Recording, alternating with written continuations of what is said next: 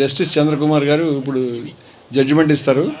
వారు ఇక్కడికి రావటం మన అదృష్టం. వారు చాలా ఎక్కడ బాధ ఉన్నా, ఎక్కడ ఆర్తనాదం వినిపించినా, మన తెలుగు రాష్ట్రాల్లో ఎక్కడ సమస్యలు వచ్చినా మొట్టమొదట వారు ఎవరు పిలిచినా పిలవకపోయినా సరే అక్కడికి వెళ్ళి నిలబడి బాధితులకి ఎప్పుడు కూడా వెన్ను తట్టి నేనున్నానని చెప్పి నిలబడేటువంటి చంద్రకుమార్ గారు. వేదిక మీద ఉన్నటువంటి పూజ్యులు, పెద్దలు, సభలో ఉన్నటువంటి వారు అందరికి కూడా నమస్కరించి,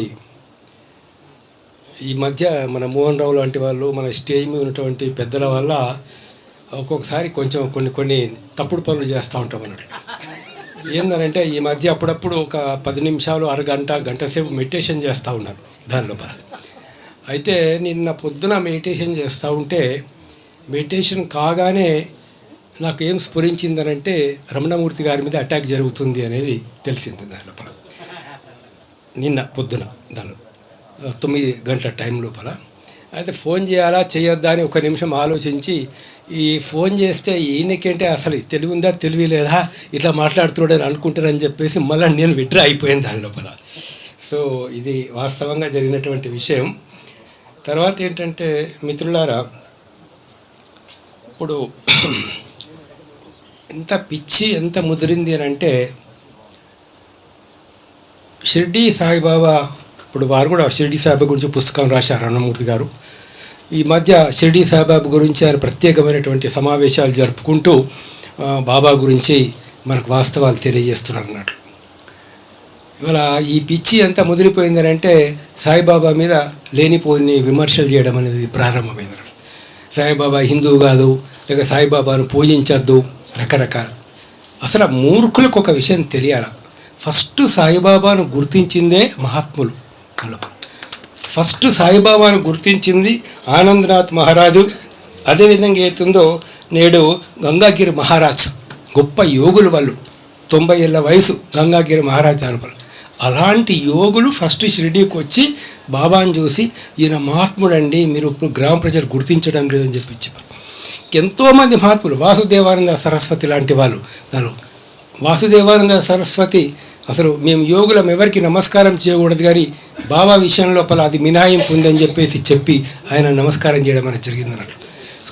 అంటే ఎంత ఆ రోజు ఉన్నటువంటి యోగులు, మహాత్ములు, ఎంతో పెద్ద వాళ్ళు గుర్తించినటువంటి యొక్క సాయిబాబాను పట్టుకొని ఇవాళ వీళ్ళు ఓ పిచ్చిగా చేసి దాన్ని కూడా ఒక హిందూ ముస్లిం సమస్యగా చేయాలని చెప్పేసి ప్రయత్నం చేస్తున్నారంటే ఆ మూర్ఖత్వం ఏ స్థాయికి పోయింది అనేది మనం ఆలోచించాల్సిన అవసరం ఉన్నట్లు.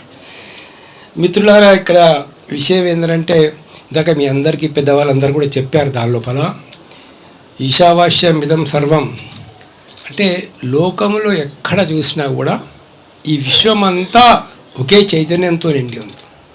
విశ్వమంతా ఒకే చైతన్యం, రెండు అనేటటువంటిది లేదు అక్కడ దాని లోపల.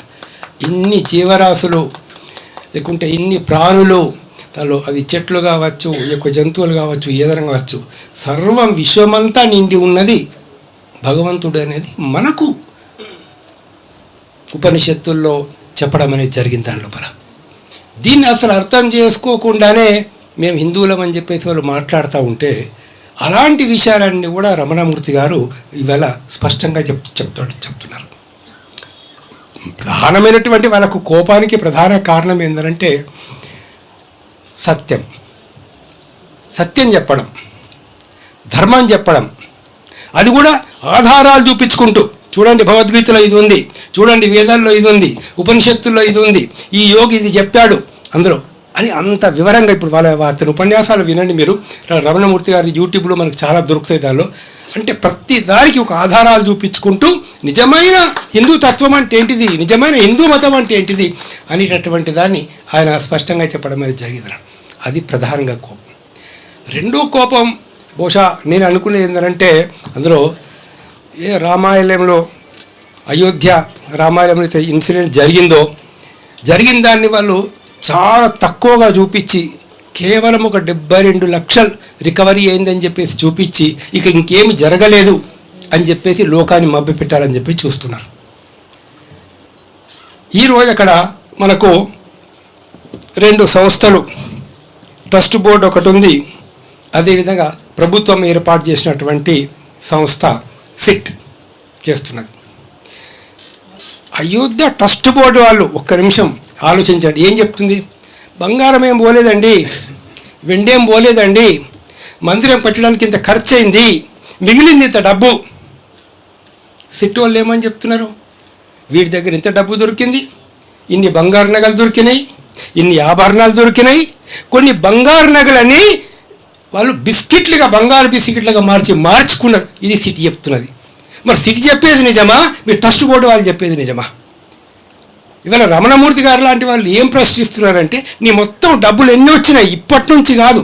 ఇప్పుడు ఆయన చెప్తా ఉంటే ఎప్పుడు అక్కడ ఉండేటటువంటి ఒక మహాత్ములు ఏవైతే ఉన్నారో ఇవాళ వాళ్ళు చెప్పినటువంటి ఒక విషయాలన్నీ కూడా మనకు ఎవరెవరైతే ఫస్ట్ ట్రస్ట్ ఏర్పాటు చేసినారో గొప్ప మహాత్ములు 1400 కోట్లు జరిగింది అని చెప్పి చెప్తా ఉన్నారంటే, మరి ఇది చెప్తా ఉంటే వారికి కోపం రాదా అండి?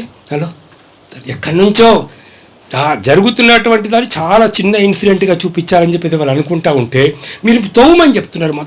మొత్తం తోమని, ఇప్పుడు కాదు 20 ఏళ్ళ నుంచి 30 ఏళ్ళ నుంచి తోవండి అని చెప్పి చెప్తా ఉన్నారు దీనిలో. మరి అది కోపం రాకుండా ఏముంటుంది? ₹1 కాదు, ₹2 కాదు, ₹3 కాదు, ₹4 కాదు, వేల కోట్లు, లక్షల కోట్ల రూపాయల ఫ్రాడ్ అన్ని. అదే అందుకే మేము ఒక డిమాండ్ చేస్తూ ఉన్నాం గవర్నమెంట్. ఏం డిమాండ్ చేస్తున్నామంటే, టోటల్ డబ్బు ఎంత వచ్చిందో ఆ లిస్టు, ఒక 10,000 కంటే ఎక్కువ ఎవరెవరు ఇచ్చినారో ఆ మొత్తం లిస్టు బయట పెట్టండి. అప్పుడు ఇచ్చిన వాళ్ళు బయటకు వచ్చే అవకాశం. ఎంత గోల్డ్ వచ్చింది, ఎంత సిల్వర్ వచ్చింది, ఆభరణాలు ఎన్ని వచ్చినాయి, ఎవరు ఎంత ఇచ్చారు, ఆ లిస్టు బయట పెట్టాడు దాని లోపల. అప్పుడు కొంతవరకైనా మనకు తెలిసే అవకాశం ఉంటుంది అన్నట్టు. ఈ విషయాలన్నీ కూడా రమణమూర్తి గారు ప్రశ్నిస్తున్నారు కాబట్టి ఈ ప్రధానమైనటువంటి ఒక సమస్య ఉందని చెప్పేసి నేను భావిస్తున్నాను. సరే, ఏది ఏమైనా ఇప్పుడు జరిగినటువంటి ఇన్సిడెంట్ మట్టుకు చాలా ఘోరమైన ఇన్సిడెంట్. ఈ ఇన్సిడెంట్లో నా ఉద్దేశం ఏంటంటే, వాళ్ళు ఒక రకంగా చేతగాని వాళ్ళు అంటే రమణమూర్తి రాసినటువంటి పుస్తకాలకు జవాబు చెప్పే చేత కాదు వాళ్ళకు. రమణమూర్తి గారు లేవనెత్తిన అంశాలు, లేవనెత్తుతున్న అంశాలు ఉన్నారు, వీటికి వేదాల పరంగా కానీ, భగవద్గీత పరంగా కానీ, ఉపనిషత్తుల పరంగా కానీ, హిందూ ధార్మిక పుస్తకాల పరంగా కానీ ఆన్సర్ చెప్పేటటువంటి కెపాసిటీ నీకు లేదు. సత్యం పట్ల మీకు ఒక విశ్వాసం లేదు అందరూ. కాబట్టి మీరు వాదించలేరు. వాదించినప్పుడు, వాదించే శక్తి నీకు లేనప్పుడు కోపం వస్తున్నది. ఎందుకయ్యా? ఇప్పుడు విశ్వరూపంలో శ్రీకృష్ణుడి, పరమాత్ముని యొక్క శ్రీకృష్ణుడి ఒక ముఖం లోపల మనం తీసుకొచ్చి ఇంకొక నాయకుడు ఒక ముఖం పెడుతున్నామనంటే అది ఏమన్నా దాని మరి ప్రశ్నించి ప్రతి హిందూ యొక్క ఫీలింగ్ దెబ్బతినదా? కాబట్టి ఏతుందో ఈ అన్ని విషయాలు మీ అందరికి కూడా మీ దృష్టి లోపల ఉన్నప్పుడు ఒకటి ప్రధానంగా రమణమూర్తి గారు మాట్లాడుతూ ఒక విషయం అన్నారు, కానీ నాకైతే అతని మీద కోపం లేదు, ఏం లేదు అనేటటువంటి చెప్తున్నాడు. కానీ ఎట్టి పరిస్థితుల్లోనూ కాంప్రమైజ్ చేసుకోవద్దు, ఖచ్చితంగా చెప్తుంది దాంట్లో. ఎట్టి పరిస్థితుల్లోనూ మీరు కోర్టులో వాడు కాదు వాడి కుటుంబం మొత్తం ఎవరు వచ్చి మీకు కాళ్ళు పట్టుకున్నా కూడా నేను అతన్ని క్షమిస్తున్నా అని చెప్పేసి మీరు కోర్టులో మట్టుకు ఒప్పుకునే సమస్య లేదు. ఖచ్చితంగా శిక్ష పడాల్సిందే, దానిలోపల. 2 ఏళ్ళు పడుతుందా, 3 ఏళ్ళు పడుతుందా, ఎన్ని సంవత్సరాలు శిక్ష పడుతుంది అది వేరే విషయం దాని లోపల. కానీ ఖచ్చితంగా ట్రయల్ నడవాల్సిందే, ఖచ్చితంగా శిక్ష పడాల్సిందే. అట్లా శిక్ష పడితేనే ఇవాళ రకరకాల ఉద్యమాలు చేస్తున్నటువంటి వీళ్ళందరికీ కూడా ఒక రక్షణ అనేటువంటిది ఉంటుందని, ఒక విశ్వాసం అనేటువంటిది వస్తుంది, లేకపోతే రాదు. కాబట్టి ఇది చాలా నేను స్పష్టంగా చెప్పదలుచుకున్నాం. రెండో విషయం అయితే ఉందో, మీరు ఇప్పుడు ఏ పనికిరాని వాళ్ళందరికన్నా కూడా గవర్నమెంట్ సెక్యూరిటీ ఇస్తుంది అలా. వాడు ఒక ఎమ్మెల్యే అవుతాడు, 4 పోలీసు వాళ్ళు వెంబడి, ఒక ఎంపీ అవుతాడు, 10 మంది పోలీసు వాళ్ళు వాడు వెంబడి, 4 వెహికల్స్. ఏ ప్రమాదం లేని వాడికి నువ్వు సెక్యూరిటీ ఇస్తున్నావు. ఇవాళ రమణమూర్తి గారు ఏదైతే ఒక విశిష్టమైన పని చేస్తున్నారో, ఒక విప్లవాత్మకమైన పని చేస్తున్నారో, ఒక సత్యాన్ని చెప్పే పని చేస్తున్నారో, ఒక నిజమైన ధర్మాన్ని బోధించే పని చేస్తున్నారో, అది అధర్మ చేసేటటువంటి వాళ్ళకు, దొంగతనాలు చేసేటటువంటి వాళ్ళకు నిజంగానే బాధ కలుగుతుంది. వాళ్ళు అతని మీద పగబోని ఉంటారు. కాబట్టి రాష్ట్ర ప్రభుత్వం, స్టేట్ గవర్నమెంట్ అతనికి సెక్యూరిటీ ఇవ్వాలని చెప్పేసి నేను డిమాండ్ చేస్తున్నాను. ఇది మీ బాధ్యత. ఆయన అప్లికేషన్ పెట్టాడా పెట్టలేదా అది కాదు అక్కడ. ఇవాళ డీజీపీ గారు కానీ మిగతా అధికారులు తప్పనిసరి దాన్ని పరిశీలించి వారికి ఒక సెక్యూరిటీ ఉంటుంది ఇవ్వాలా. మన ఆర్గనైజేషన్స్ కూడా మీరు కూడా ఎవరైతే ఇప్పుడు సార్తో పాటు ఉంటున్నారో, రమణమూర్తి గారితో ఉంటున్నారో, ఒక 4-5 కుర్రవాళ్ళు, యువకులు ఖచ్చితంగా అయితే ఉందో ఎల్లప్పుడూ ఆయనతో పాటు ఉండాలని చెప్పేసి కూడా నేను కోరుతున్నాను. ఎందుకనంటే మామూలు వ్యక్తి ప్రాణం వేరే, దానిలో ఇంత విజ్ఞానం ఉన్నటువంటి ఒక వ్యక్తి, ఇన్ని విషయాలు తెలిసిన వ్యక్తి, ఇంత చరిత్రను పరిశోధన చేసినటువంటి వ్యక్తి, ఆధ్యాత్మికంగా ఇంత లోతుగా చెప్పగలిగినటువంటి వ్యక్తి మరొకరు మనకు దొరకరు. కాబట్టి ఆయన మనం రక్షించుకోవాల్సినటువంటి అవసరం ఉన్నది. దానికోసం అంటే మన మీద ఆయుధాలు బూనుకొని ఏదో చేయాల్సినటువంటి అవసరం లేదు, కానీ ఖచ్చితమైనటువంటి రక్షణ మట్టుకు ఇవ్వాల్సిన అవసరం ఉందని చెప్పి నేను చెప్తూ, ముఖ్యంగా ఇప్పుడు ఈ కార్యక్రమాలని రేపు ఈ కార్యక్రమం పెడతా ఉన్నారు. ఇది చాలా మంచిదే. ఇటువంటి అంటే రంగరాజన్ గారి గురించి ఒక 1 సెకండ్ ఎందుకు ఆయన వ్యతిరేకించారంటే ఆయన హుండీలు పెట్టలేదు అంతే. నాకు తెలిసినంత వరకైతే మందిరంలో హుండీలు పెట్టనివ్వలేదు. అక్కడ హుండీలు లేవు కాబట్టి చోరీ చేసే అవకాశం లేదు. చోరీ చేసే అవకాశం ఉంటే గమ్మన ఉంటాం. వాళ్ళకి చోరీ చేసే అవకాశం లేకపోతే రంగరాజన్ గారి మీద కోపం వస్తుంది.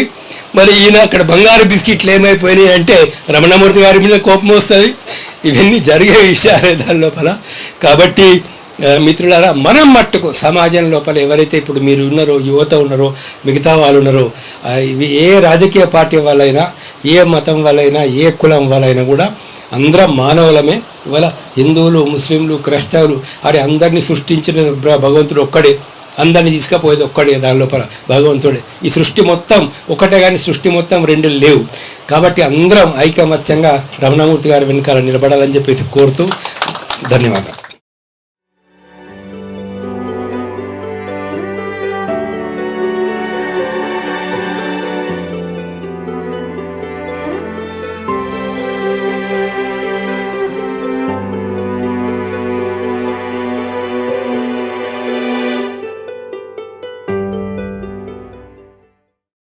మీ ఆలోచనల్ని మరింత సంపద్వంతం చేయగల ఈ పుస్తకాల్ని మీరు చదివారా?